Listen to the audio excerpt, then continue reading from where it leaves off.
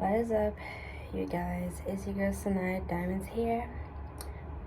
Back in another video. It's been a while. It's been a very long time. I know, since I posted on there. I always say that I have to be more consistent on just channel, but it's hard. It's hard because like when it comes to spiritual channels, you gotta know what you're talking about. But anyway, since I'm on Jeremiah in the Bible, because I've been reading, I haven't read it in a minute because I need to get back on Jeremiah because I'm up to Jeremiah chapter 17. So I need to, continue with Jeremiah. But there were some things that basically stuck out to me within some parts of Jeremiah. I'm not going to talk about every part up into 17, but I'm going to talk about a little bit of, what was highlighted to me, and yeah, this is today's topic. Today's topic is about, the book of Jeremiah. If y'all don't know already by now, if y'all new to this channel, I follow the Old Testament ways. I read the Old Testament book. So a lot of topics I may talk about on the channel may be regarding the Old Testament. Okay, so there was one thing that stuck out to me. This is in Jeremiah 2, verse 25. It says, "Slow down, take a deep breath. What's the hurry? Why wear yourself out? Just what are you after anyway? But you say, I can't help it. I'm addicted to alien gods. I can't quit." So, reason why this stuck out to me is because the whole addicted to alien gods part, I think that is referring to like idolizing. Like, you have these celebrities that a lot of people idolize. They worship them as if they're gods themselves. I don't have to mention particular celebrities. You can kind of guess which celebrities that are super popular and people love a lot. Now, some of these celebrities I do like. I listen to their music. I may buy, like, if they have their own makeup brand or whatever that, I may buy and stuff like that. But I wouldn't call myself a fan of them, because calling yourself a fan of them is like idolizing them, worshiping them. I don't idolize nobody, So that whole addicted to alien gods, I feel like that's what that's referring to in a way. Also is referring to like these gods that they created back then, the statues that they created. One thing in the Bible always say, do not worship any statues. One thing I always see in Catholic church, because I've been to a Catholic church before when I was younger, they have like the Mary statue or the Jesus statue. You're not supposed to have any of that. You're not. Even if you have a church, which I don't think you're supposed to have a church. I don't think the most I agree with the whole church thing, but you're not supposed, if you do, you're not supposed to have statues in your church. You're not supposed to have like the cross in the church. You're not supposed to have any pictures. You're not supposed to have any images of nothing. This is why the Most High doesn't show his face to people, because he knew that if he show his face to people, what people are going to do? Make statues of him, make pictures of him, sell merch, sell chains. The amount of Jesus merch I see out there, Jesus chains, statues and stuff like that, that is totally against the Most High's laws. You're not supposed to do that. What should we call it? I forgot what I was gonna say. But yeah, that's totally against the Most High's laws. You're not supposed to do that. And people don't realize that, hey, you're not supposed to do that. That's wrong. But hey. I'm also going to show what I'm reading on the side so you guys can read along with me. So let's see here.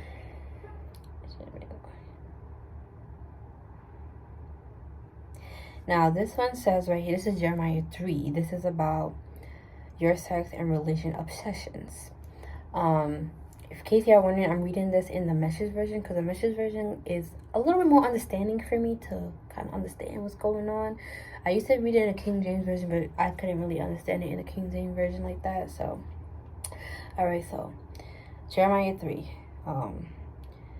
At least this is verse 1, because the way the Message puts it, it has that line, and it has verse 2 to 5, so it's a little bit different. So I'm assuming this is verse 1.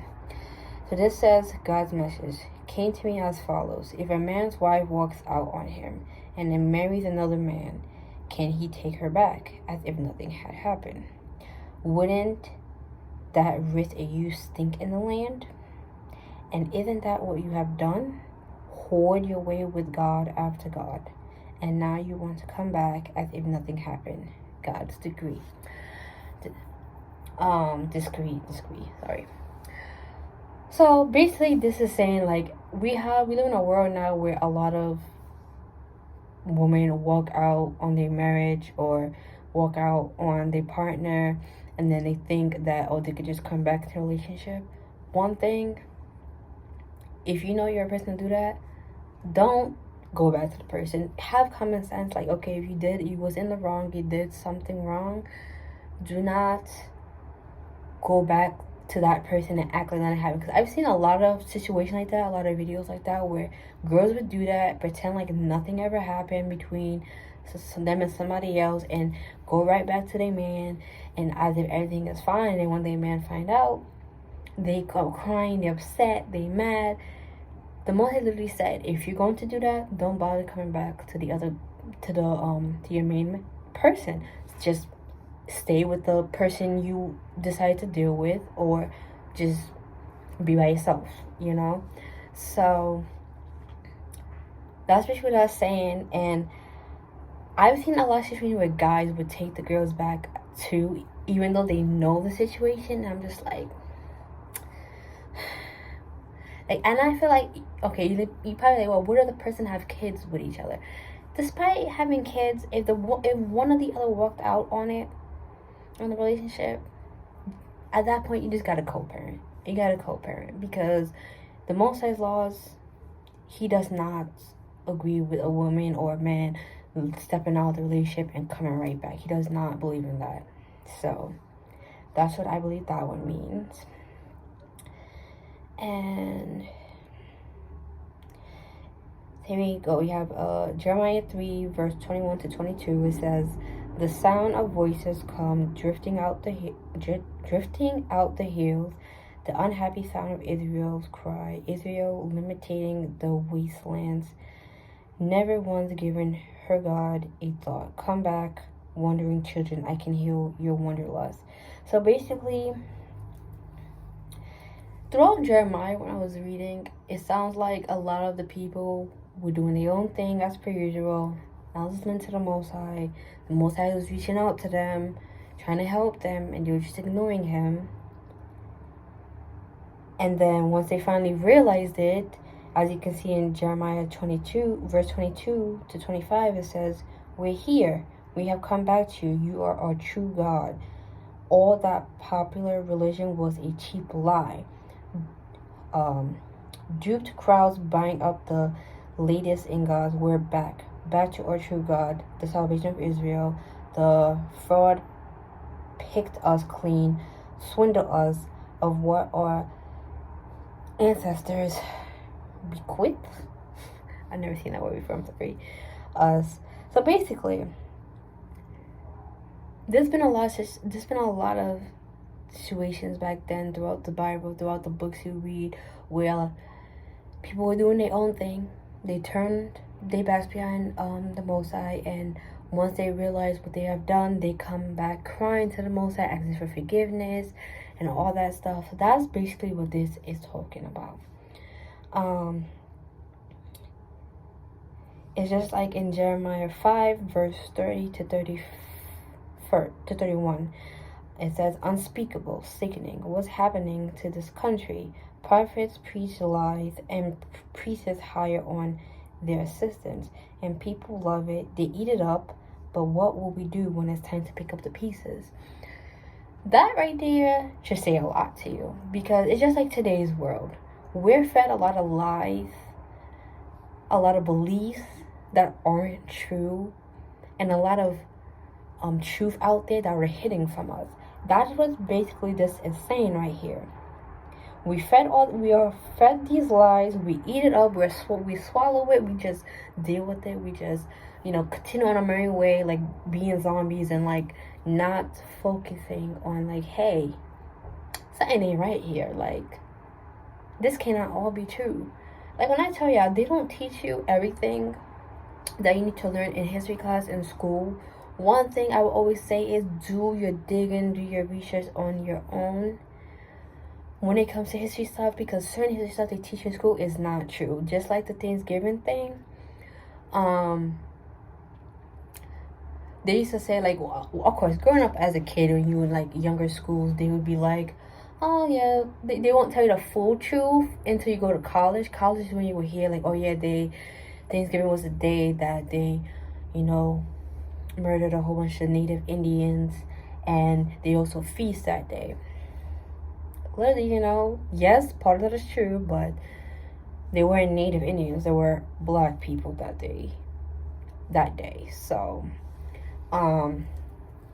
that's an example right there that college sort of teaches you a little bit of the truth. Like, yes, people got harmed and all that stuff and, killed, but they saying a specific type of people that killed, which wasn't that type of people. When you're in high school, they tell you a different story about Thanksgiving. So it's different up until you leave up to college. If you do take history class in college, you kind of get a little bit of a truth there, which the only thing that's not true within it is the people that they are referring to that was harmed. You get it? Okay. Okay. So we have Jeremiah 6. This is verse 24 to 26. So it says, we've heard the news and we are as limp as wet dish-rags. We're paralyzed with fear. Terror has a death grip on our throats. Don't dare go outdoors. Don't leave the house. Death is in the pearl. Danger everywhere. Dear daughter Zion, dress in black. Blacken your face with ashes. Weep most bitterly as for an only child.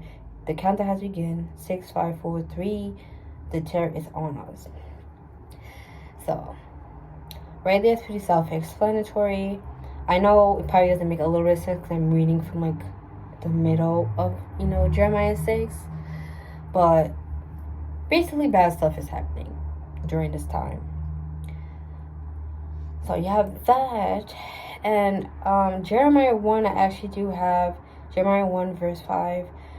Before I shaped you in the womb, I knew all about you. Before you saw the light of day, I had holy plans for you, a prophet to the nations, and that's what I had in mind for you. So right there, it shows that certain people, the Most High designed as like prophets, as people that could do certain things to, help their people, make the world better. Just like Samson, the Most High wanted Samson to never cut his hair. He didn't want no one to ever cut his hair. His hair was his strength. His hair was his power. But once he met Daniela, he was weak. He was so weak that he let her cut his hair and he went blind. And unfortunately, he passed.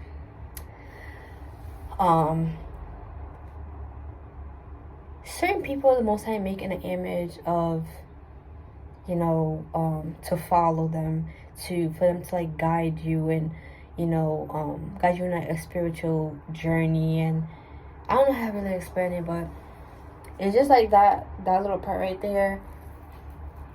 Everyone has a purpose. Samson had his own purpose. Jeremiah has his own purpose. Isaiah has his own purpose. And some people didn't listen to the Most High. King Solomon didn't listen to the Most High at one point. He married this Egyptian woman and decided to made her worshiping thing to worship her gods, and that was totally against the Most High law.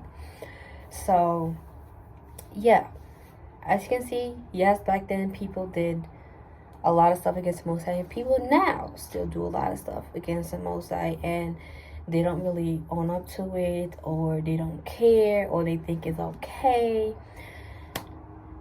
Girl, the amount of times I told you when I used to go to church when I was younger, the same church people that you see at church would be at clubs, would be at this, would be at that.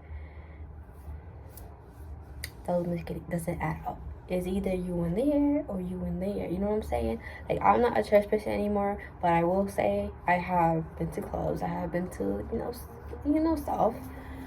But